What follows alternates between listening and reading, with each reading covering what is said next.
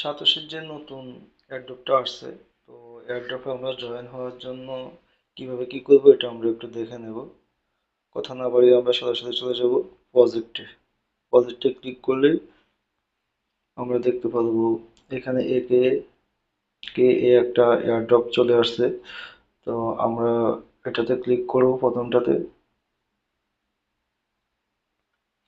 Click করার পরে উপরে দেখা যাচ্ছে পার্টিসিপেন্ট ইন এয়ারড্রপ।